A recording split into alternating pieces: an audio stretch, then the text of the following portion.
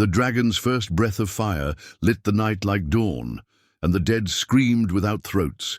Heat rolled over the top of the wall in a burning wave, and men who had forgotten how to hope remembered in a single heartbeat. John held on too, the ridged neck, fingers numb, eyes tearing from smoke and wind. He did not know this beast's name or why it had come, only that the fire answered him like an old friend. Below, the Night King did not flinch. He raised his frost-blue blade, and the flames curved as if meeting a wall of winter. Fire died on the snow with a hiss, and the dragon climbed hard, taking John higher into black air and freezing stars. He looked down and saw Castle Black buckling, not in stone, but in spirit. Brothers ran in lines that broke and reformed. Lord, Commander Mormont's voice bellowed until it cracked. Ghost leapt like lightning through bodies that would not stay down. John felt a pull, like a hook through his chest, dragging him back to the fight, back to the ones who had fed him and bled beside him. He leaned forward, spoke without thinking, the way a rider talks to a fast horse. "Turn." The dragon banked, slow at first, then sharper, as if the word had weight. John felt the thrum of its heart under his knees. The beast roared again, and another cone of flame crashed into the dead, carving a river of melted night through them. On the ground, Benjen vanished into that same river, cutting, falling, rising. Again, a man held together by stubborn fire and shards of ice. He looked up once, eyes finding John, and nodded like a last blessing.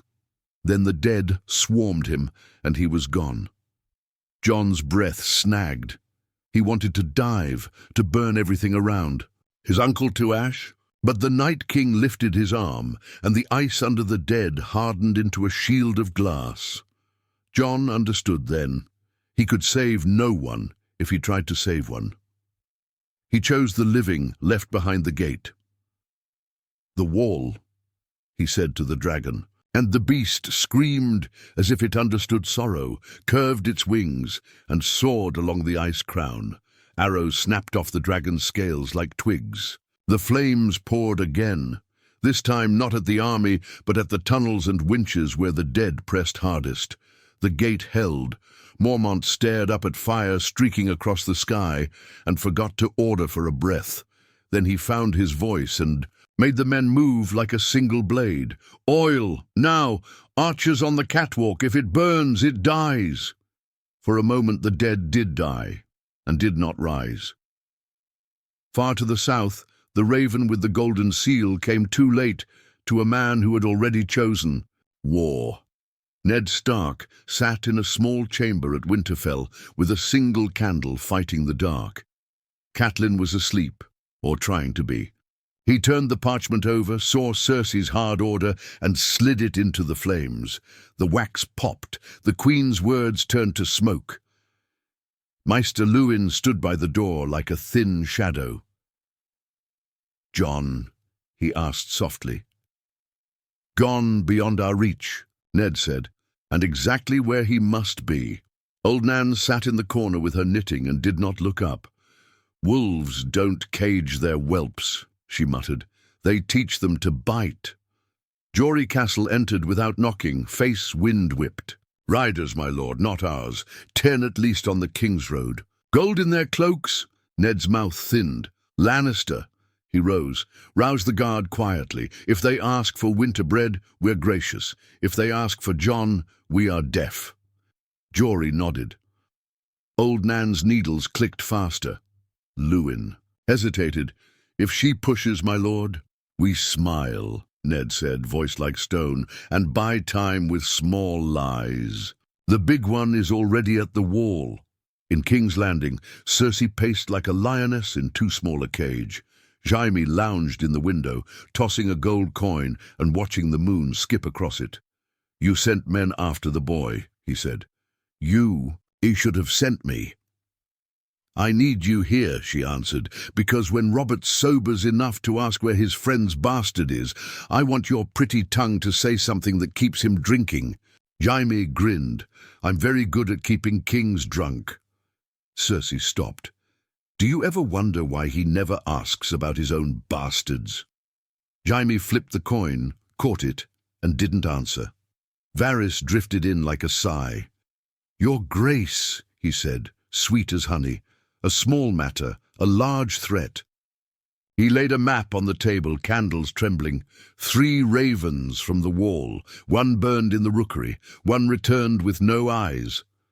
Cersei stared. "And the third?" "It landed in my window," Varys murmured, "and sang of death." He let the words hang, then tapped the map. "If the dead are truly walking, then a boy with a white wolf is the least of our troubles." Cersei's mouth curved. "Then we fix both at once. Let the wall freeze or burn. Bring me the boy." Back at the edge of the world, the dragon tired. Jon felt the strength drain like water through fingers. The beast's breath came shorter. The cold bit deeper. The Night King stood beneath them, patient as a glacier, his army folding back like a tide, not routed but measuring. Jon understood another thing he hated. The enemy was testing him. He clenched his jaw. "One more pass," he told the dragon, and the creature gave him all it had left. One last roar, one long line of fire that sealed a section of ground into slush and glass, a barrier the dead would take time to cross. Then the dragon rose, circling once more, and carried him beyond the wall to a lonely ridge where the wind howled and no man's fire burned. They landed hard. Jon slid down on shaking legs and put a hand on the warm muzzle. The dragon's eyes were old, almost human, almost sad. "Who are you?" Jon whispered. The answer was not a word, but a feeling.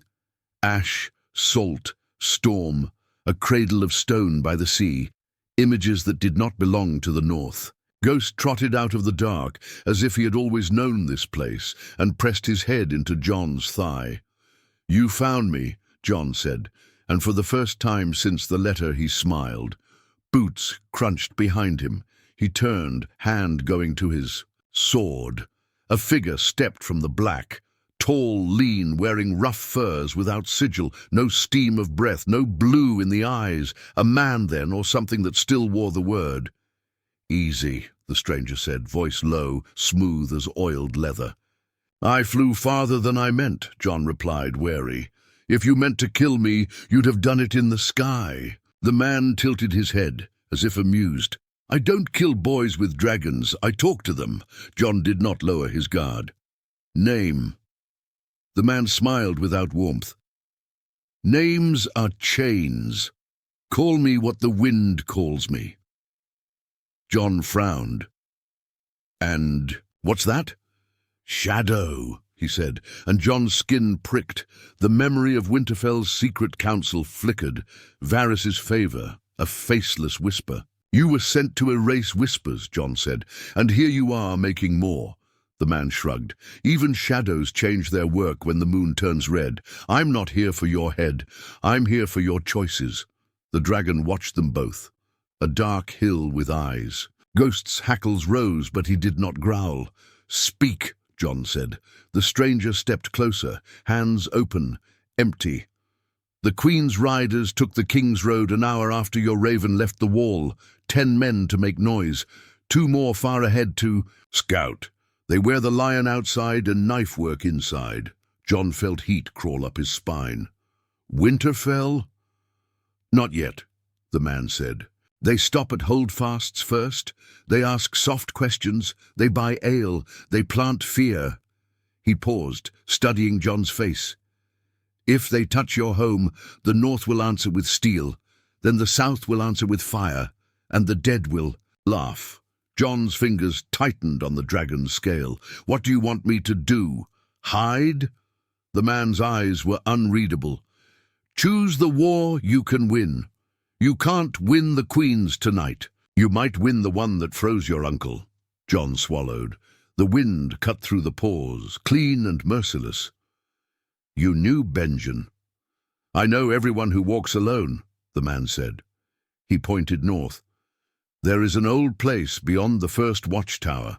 Stone buried in snow. Fire sleeps there, not the fire you breathed, the fire that stays."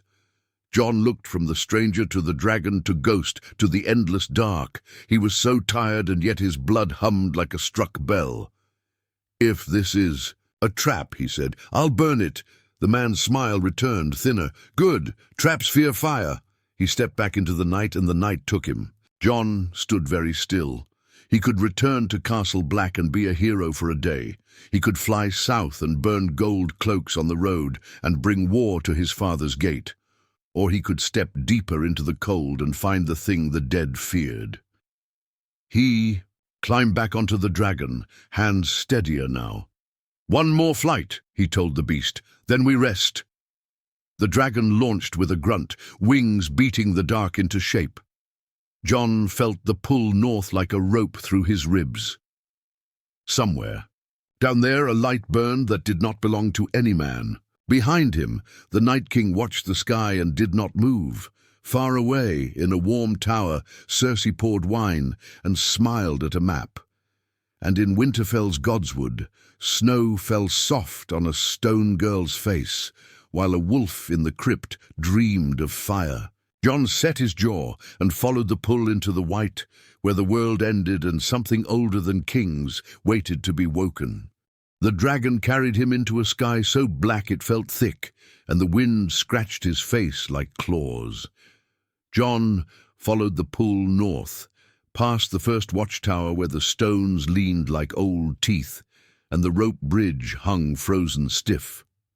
The wall hissed below like a sleeping beast. Beyond it, the land dropped into a white emptiness that swallowed sound. The dragon's wings beat slower, steadier, as if the dark itself was a sea they were rowing through. Ghost pressed against John's calf, and John wondered again how the direwolf had found them on a ridge, with no tracks and no scent. Some things didn't need roads. He saw it at last. A blush of color that wasn't moon or ice. A pulse under snow, the weak heartbeat of a buried ember. He guided the dragon down in a slow spiral. They landed on a field of wind-packed powder that hid old stone in its throat. The heat came up through his boots in thin breaths. John slid off, legs prickling from the cold and the ride, and pushed his glove into the drift. His fingers hit rock, cut into a ring, with lines etched like the veins of a leaf. He brushed more snow aside until a pattern showed, 3 curving marks meeting at a point, not quite a trident, not quite a star. It felt wrong for men. It felt older. He glanced at the stranger's direction, but the night held only the sound of the dragon's lungs and Ghost's quiet huffing. "All right," John whispered. "Show me." The ground didn't open with magic. He had to work like any cold man. In the dark, he found a broken lintel half swallowed by ice and a set of narrow stairs angling down, the steps crusted with the glassy glaze of time. He took a torch from the saddle straps, but the first spark died, and the second, and the third. The wind here ate flame. He closed his eyes for a breath, let the tight panic in his chest uncoil, and remembered the way his hands had flared atop the wall. He hated that memory, and craved it both. Just a little, he told himself, like he was speaking to a skittish horse. Heat bloomed in his palm, small and stubborn, a candle cupped against the dark. The torch caught. He felt both proud and afraid. They went down in single file, Ghost first, sniffing John with the torch, and the dragon squeezing its head into the stair-mouth, but going no further, a black hill keeping watch. The steps flattened into a chamber, carved from stone so old it had forgotten its maker. Roots hung like ribs from the ceiling, pale and blood-red where the torch brushed them. The smell was strange, sap and salt and iron.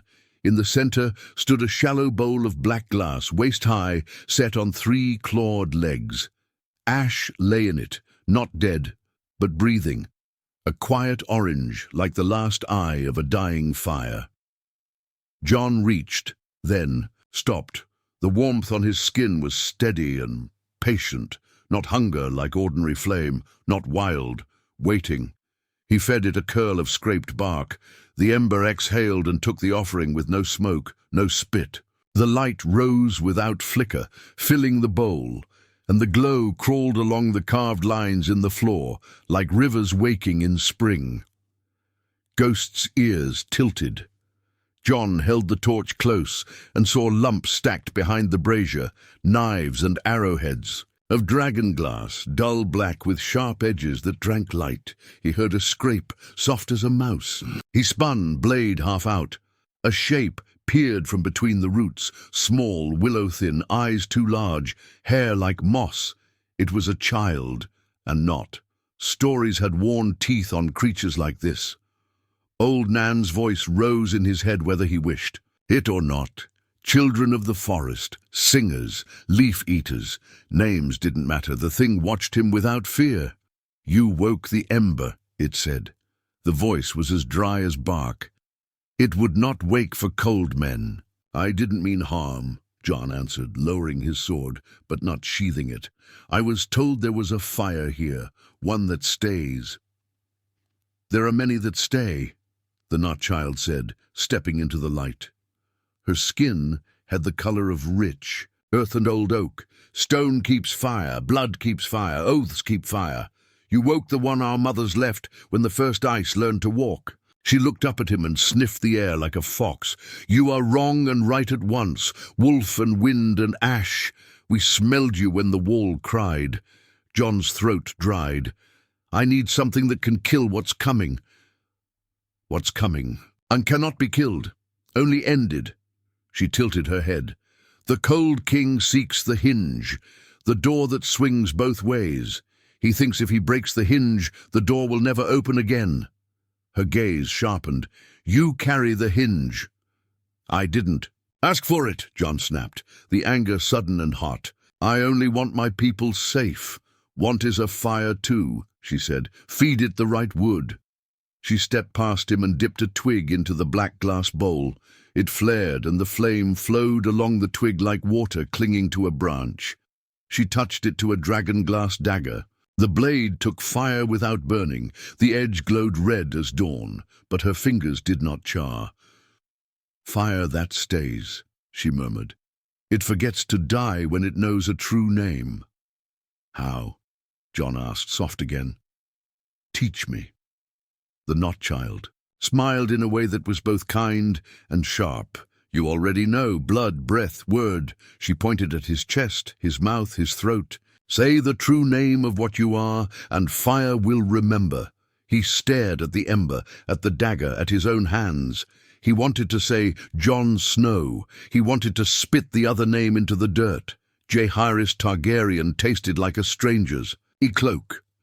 He closed his eyes and reached for a word that was both and neither. When he spoke, it was barely more than a breath. Aegon. No. He shook his head. Ghost pushed his skull with a rough nose, like a stubborn friend insisting. John felt the wolf and the dragon coil in his ribs, not fighting for once, just circling the same place. He tried again. Aemon. The ember listened, warm but unsure. He exhaled. I am Jon. I am Lyanna's boy. I am Rhaegar's blood. I am the Wall's watcher and Winterfell's wisp. I am the fire that does not go out. The bowl breathed, and the flame rose higher, a steady crown. The dragonglass blades blushed red. He felt the heat without pain, like a hearth after a long hunt. The Not-Child nodded, satisfied. Better, names are doors. You opened one. Boots pounded above. John's head snapped up, not the soft scuff of the stranger. Heavy feet, metal, a curse in a southern tongue. The dragon outside rumbled, a warning. Ghost's lips peeled back. The Not-Child hissed like a kettle. They come with lion on their tongues and knives in their hearts.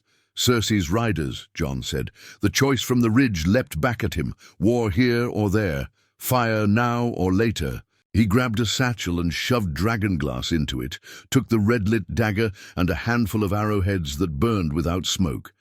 He doused the torch with a breath, and the ember kept the chamber lit, patient as before.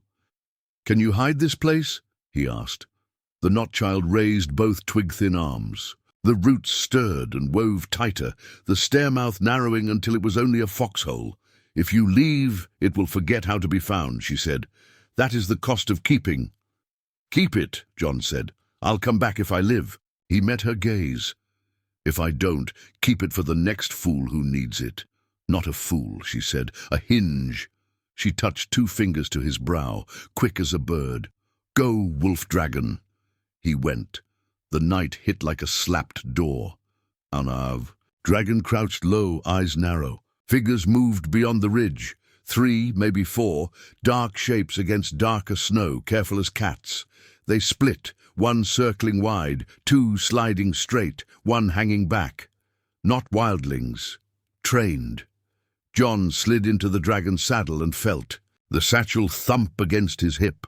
He could feel the heat of the staying fire through the leather, steady as a heartbeat.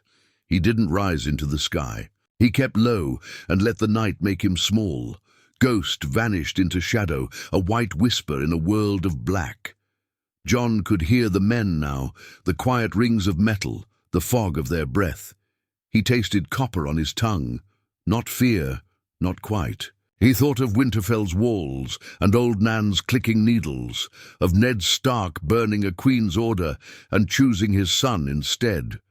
If he led this fight south, it would catch on the dry grass of every house's pride and race ahead of him. So he chose the north. Fire that stays, he breathed, and the dragon's nostrils steamed. The nearest rider stepped into the shallow bowl of starlight and lifted a hand to signal the others. John answered with a signal of his own, a whisper, to the blood that had finally told him its name. Flames curled along the edges of the dragon-glass dagger, without smoke, without shout, as if they had never learned how to die. He drew it, and the night learned a new color. The rider froze in the shallow light, hand half raised. He hadn't expected flame this far north, and certainly not flame that clung to a black blade like a living thing. John didn't give him time to think. He nudged the dragon's neck and the beast leapt forward, wings tucked, a shadow moving faster than eyes. Snow sprayed as the dragon hit the first man square, crushing him into silence. The second rider drew steel, but Ghost was already there, a blur of white teeth.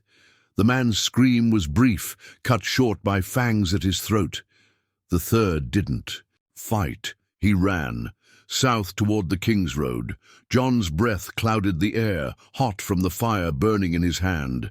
He could chase, end the message before it spread, but his gut twisted. One always gets away. That's how whispers survive. He looked at the dagger glowing red, felt the hum in his chest. No, he muttered.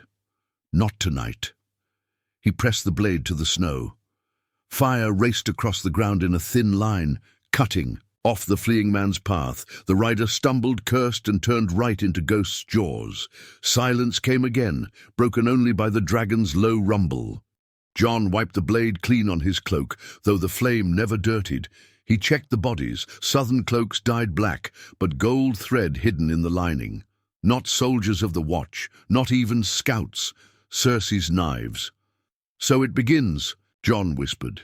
He looked south, past the wall, past the night itself, to where Winterfell lay under sleeping snow.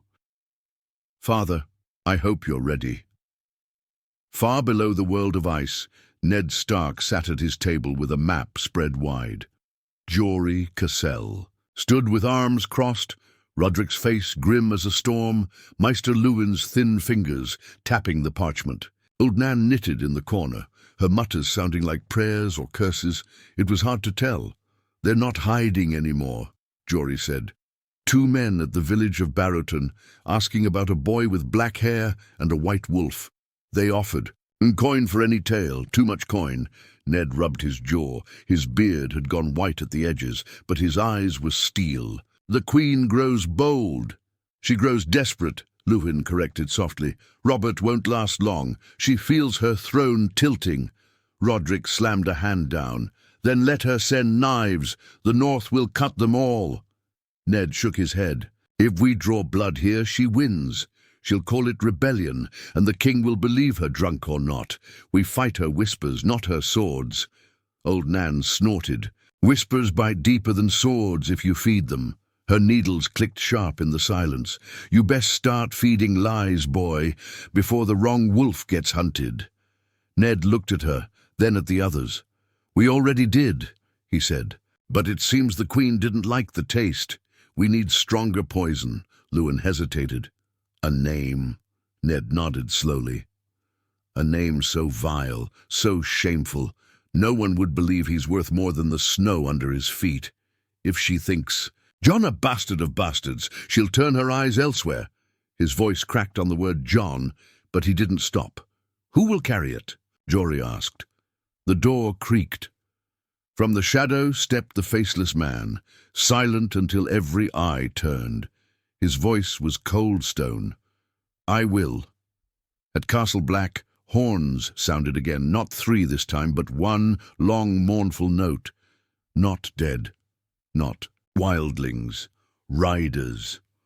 John returned on Dragonback just as the gates opened, torchlight spilling onto the snow. Brothers in black stared up with mouths open like fish, seeing a dragon where no dragon should be. Mormont cursed, torn between awe and terror. "By the gods, boy, what have you brought us?" John slid down, ghost at his heel. "Not what I brought," he said. "What found me." He saw the fear in their faces and understood it. A bastard had left. A rider returned, not the same man. Tyrion Lannister pushed through the crowd, half drunk but eyes sharp. "Well," he said, grinning too wide, "you're full of surprises. First you sulk, then you vanish, and now you come back with wings. What's next, Snow? Crown and throne?" John met his gaze, steady. "Not throne," he said, "but war, and we need to be ready."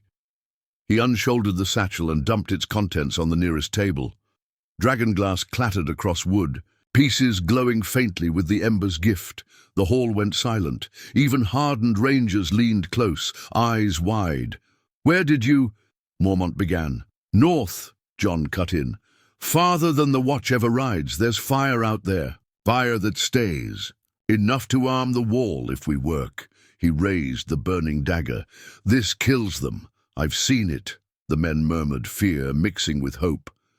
The old Meister Aemon turned blind eyes toward the heat and whispered, "So it begins again." Tyrion's smile slipped. He saw the way they looked at John now, not just as a bastard, not even as a brother, something else, a leader, a symbol, and symbols were dangerous. South, in the Red Keep, Cersei listened to a report from a bloodied rider who had survived only by cutting his own horse loose. "He had a wolf," the man stammered, "and a beast, wings bigger than the wall. Fire in his hands." Cersei's green eyes burned. "So the bastard wants to play king of ghosts," she hissed. "Then let him. I'll see his crown made of ash." Jaime leaned back, unimpressed. "Dragons, Cersei? You'll sound madder than Aerys if you chase that tale." "Mad or not, I'll have him dead," she snapped. She turned to her maid. "Send word to Qyburn. If the boy breathes fire, then let's see what kind of fire my alchemists can breathe." Varys watched from the corner, his soft hands folded. His little birds whispered in his ears. The queen sharpened her claws, but the spider thought only of balance. Fire in the north, knives in the south, and between them one boy. That night John stood on the wall with Ghost at his side, the dagger glowing faintly in his hand. The wind howled, but the flame did not go out. He thought of Ned, of Lyanna, of secrets that had shaped his whole life. He thought of the Night King pointing at him, and of the faceless man saying he was a hinge. He whispered to the cold sky, "If I am the hinge, then the door won't break." But far beyond the trees, the dead marched still, and the Night King's pale eyes never blinked. He did not rush, did not chase, for he had no need. Time itself bent toward him. Every step of his army pressed weight onto the world, and the snow seemed to fall in rhythm with his silence. Ravens burst from branches and froze mid-flight, crashing to the ground as if the sky itself were surrendering. On the wall, John could feel it. Not just see the shapes in the distance, but feel them, like a sickness crawling under his skin. Ghost growled low, teeth bared at the empty night. The dragon-glass dagger in Jon's hand flared, fire whispering along its edge, though no spark touched it. The closer the dead came, the hotter it burned, until Jon thought the blade might melt through his grip. Lord Commander Mormont stomped up beside him, cloak whipping in the gale. "They'll be here by dawn," he growled. "We can hold the gate, maybe the yard, but if that army doesn't break, we'll fall before the week is out." Jon didn't answer at once. His eyes stayed fixed on the horizon, where a line of blue-white torches moved without flame. He wanted to say, "We'll hold." He wanted to sound like his father, but the truth coiled in his chest like a live wire. Holding was not enough. At his side, Tyrion Lannister's voice rose, sharp with mockery, but trembling at the edges. "Cheerful company, this wall of yours. You promise me cold and boredom, and instead I get doom marching on two legs. If we live through this snow, I want a refund." Jon almost smiled, but his mouth stayed hard. "If we live," he said. A flutter broke the moment. A raven landed on the parapet, feathers rimed with frost. Its eyes glowed faintly blue. Every man near it froze. Then, in a voice not its own, it croaked a single phrase. "The dragon is ours." The bird burst into black ash before any hand could snatch it. The men muttered in terror, some crossing themselves, others gripping sword hilts. Mormont cursed. "Witchcraft!" Jon's stomach turned. He understood. The Night King wasn't marching blind. He wasn't just hunting men. He was hunting him. Far to the south, in Winterfell's crypts, Ned Stark stood before Lyanna's statue. Again, the cold stone face watching him with the same silent judgment as ever. Jory's boots echoed as he approached, carrying a torch. "The riders are gone, my lord. 3 missing, 1 body found. Knives from the south." Ned closed his eyes. "So Jon bleeds war even from beyond the wall." Old Nan's voice drifted out of the shadows, rasping. The boy was never meant for peace. Wolves whelped in winter only lived to bite. Best pray he bites the right throat. Ned gripped the pommel of ice, resting before him. "If the wall falls, none of it will matter. The South plays games of crowns while the dead march." He looked at Jory. "Send word to the Vale, the Riverlands, even White Harbor. Quietly, the North must be ready. If Cersei comes for Jon, she'll find more than shadows waiting." The faceless man leaned against the crypt wall, his voice drifting like smoke. "Or she'll find nothing at all if I do my work." Ned's jaw tightened. "No, no more knives. We protect him, but we do not become her. That's the difference between us and lions." But even as he said it, the silence of the crypt pressed heavier. He wondered if the difference would matter. When the Night King's army reached their gates, at Castle Black, the alarm bells clanged again. This time it wasn't the dead, it was the horn from the East Watchtower, frantic, desperate, breaking. Jon and Ghost raced down the steps, Tyrion stumbling after him, Mormont roaring orders to half-armored men. A rider came lurching through the gate on a half-dead horse. Frost covered his beard, and his left arm hung limp and black. His eyes were wide, bloodshot but alive. "The dead," he gasped. "They don't march alone." "What do you mean?" Jon demanded. The man shuddered, teeth clacking. "They have wolves, great wolves, white as bone, eyes like the Night King's." His voice cracked, and they spoke. The yard went silent, every sound swallowed by the wind. Jon's heart slammed against his ribs. Ghost bristled, lips curling, as if he understood every word. The rider collapsed, dead before he hit the ground. Jon looked at the men gathering, terror in their eyes, and felt the ember flame in his blood again. He remembered the Not-Child's words, "You are the hinge, the door that swings both ways." The Night King wasn't just coming, he was calling. And soon Jon would have to answer. The wind howled like a living thing as the horns groaned once more.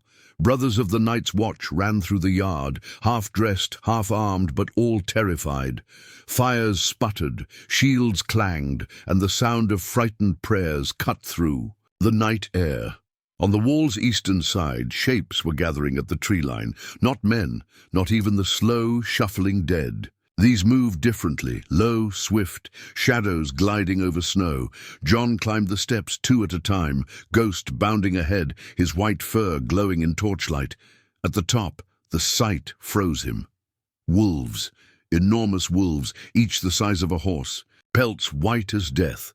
Their eyes burned blue, hollow and cold, and their teeth dripped frost that smoked on stone. They paced just beyond arrow's reach, waiting for a command. One lifted its head and howled, the sound rolling up the wall like a blade through bone. The men staggered, some dropping boughs, others falling to their knees. Ghost answered, a savage snarl ripping from his throat, fur bristling like fire.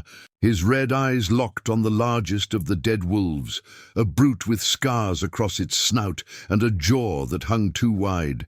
Then the Night King appeared. He didn't ride this time. He walked, each step sinking deep, but never slowing. The wolves parted for him, heads bowing like servants before a god. He stopped just beyond the first drift of moonlight and raised his hand.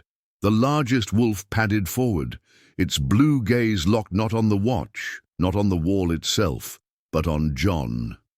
Gods, someone whispered behind him. It's him they want. John's stomach twisted. He knew. He had always known. The raven's voice, the rider's warning, the pull in his blood. This was no random siege. He wasn't just another crow on the wall. He was the reason the dead marched. The wolf moved closer, paws silent on snow. Its breath smoked in long streams. Ghost snarled louder, stepping in front of John.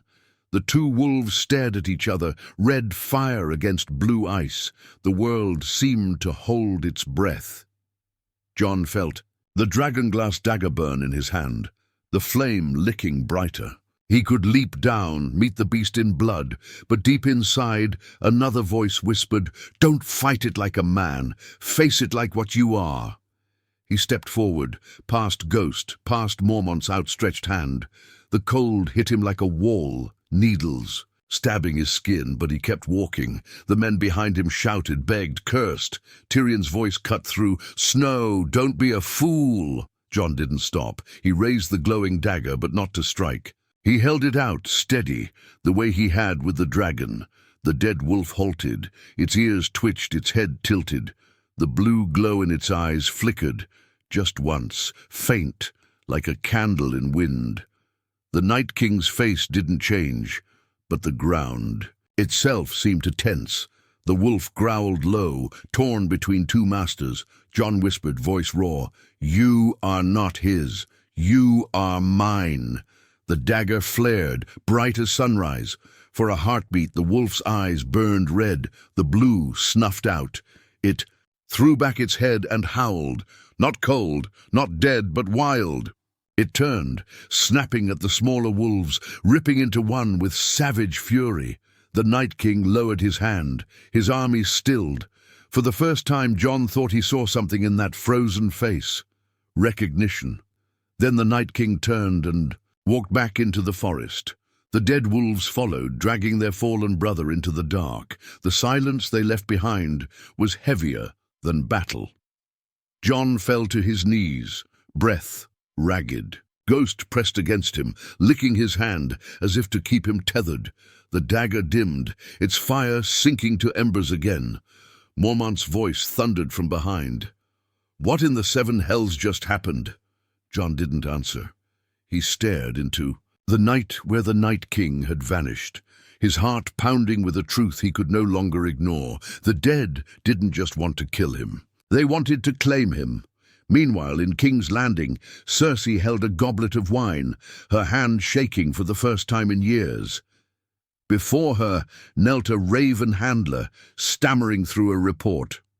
"My queen, the wall, the dead march," and yet they turned away.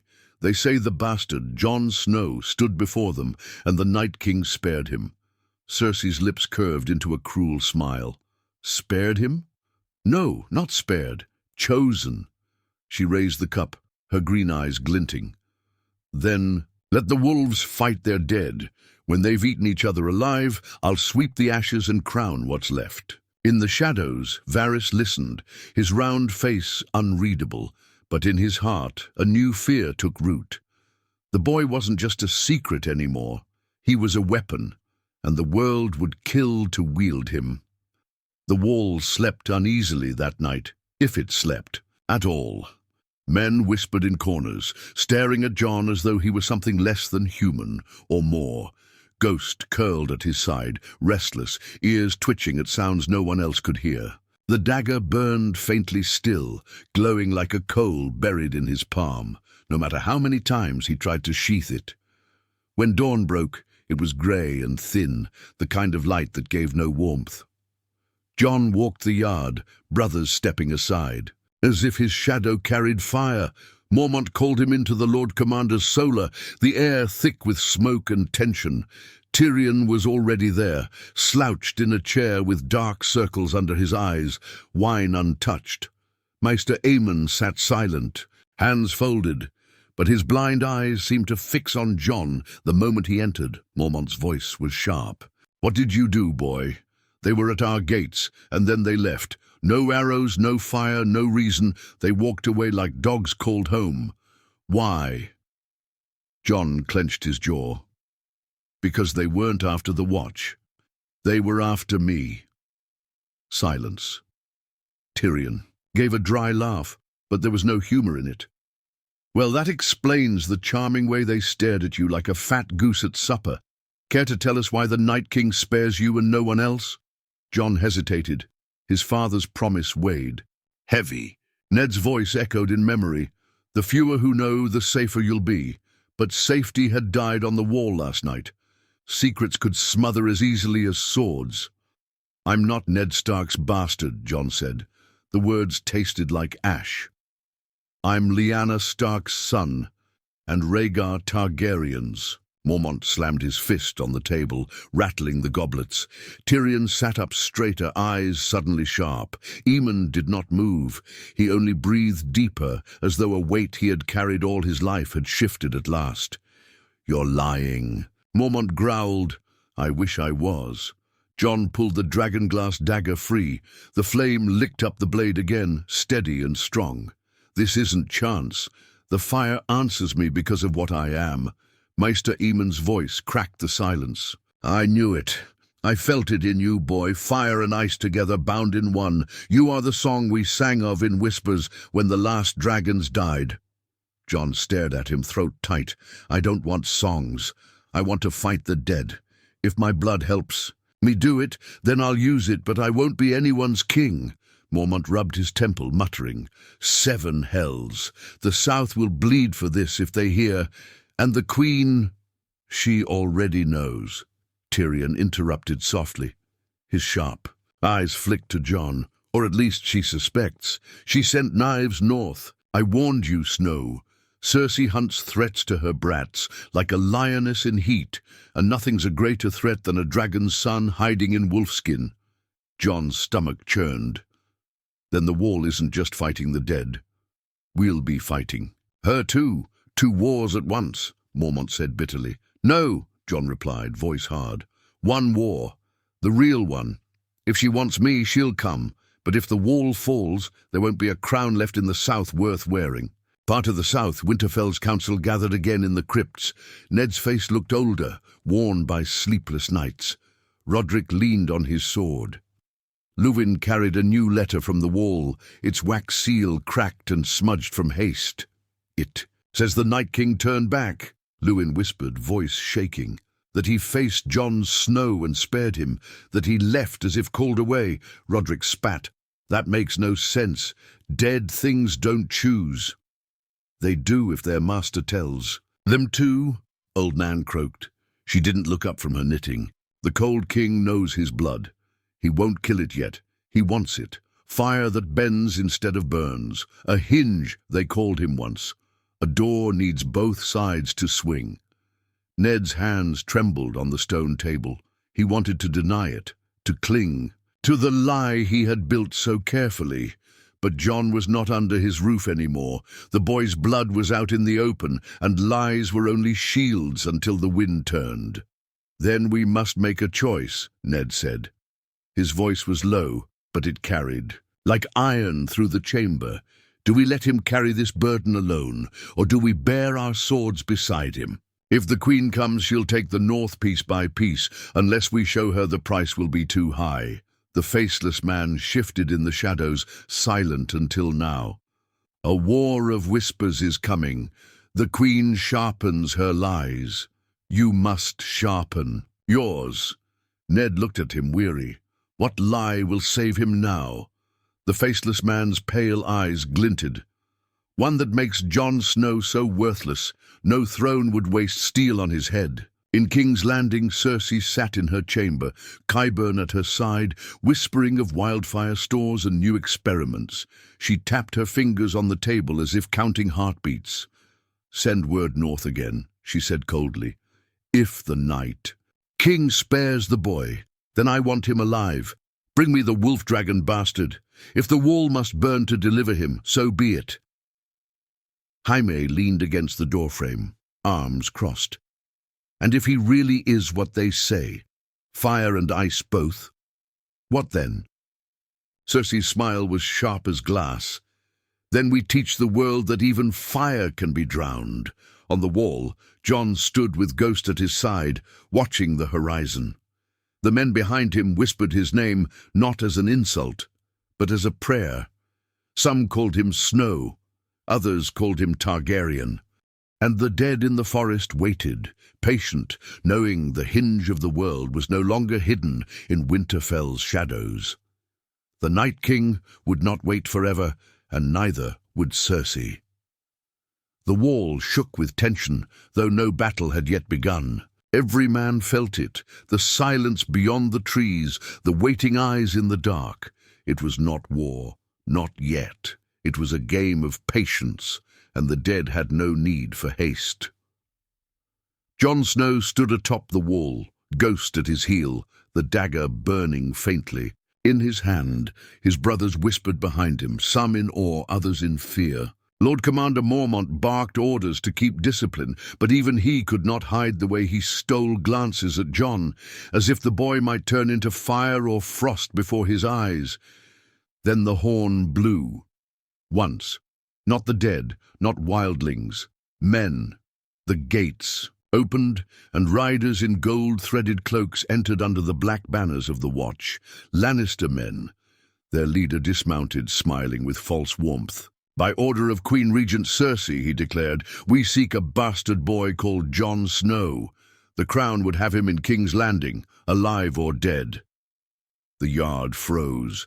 Steel hissed from scabbards. Brothers of the Watch bristled, but none moved.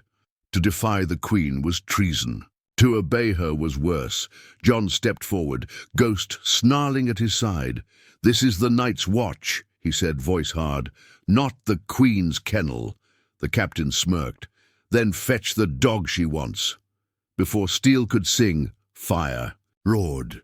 The dragon descended, wings blotting out the pale sky, landing with a crash that shook the wall. Its scream rattled every bone, and its breath curled smoke into the cold. The Lannister riders stumbled back, terror stripping their arrogance. Jon mounted in silence, Ghost leaping up behind him. The dagger's fire danced brighter now, licking across its black edge. His eyes swept the yard, meeting Mormont's. No, words were needed. The commander's nod was brief, grim. Jon turned the dragon toward the open gate. The Night King's army stirred in the forest, an ocean of stillness breaking at last. Blue eyes glowed between the trees. Cersei's assassins scrambled for their horses, torn between fleeing north or south. The dragon reared, wings beating. Snow and fire spiraled together in its wake. And then Jon spoke, not to men, not to wolves, but to the night itself. "If it's me you want, then I'm done hiding." The beast leapt skyward, carrying him over the wall and into the frozen dark, straight toward the dead. Behind him, the brothers of the Watch shouted his name. Some cried snow, others whispered Targaryen, but all voices rose together. Carried on the wind, far to the south, in Winterfell's crypts, Ned Stark felt the cold ripple through the stone. He knew, without raven or word, that the lie he had built was burning away. Farther still, in King's Landing, Cersei smiled when the raven came. "Good," she purred. "Let the boy fight the dead. When both are broken, I'll rule what's left." But Varys, reading the same words, felt a chill deeper than wine or whispers. For the first time, the spider prayed, not for crowns, not for peace, but for a boy at the edge of the world. And in the far north, the Night King raised his hand. His wolves howled. The dead moved as one. The war of shadows was over. The war of truth had begun.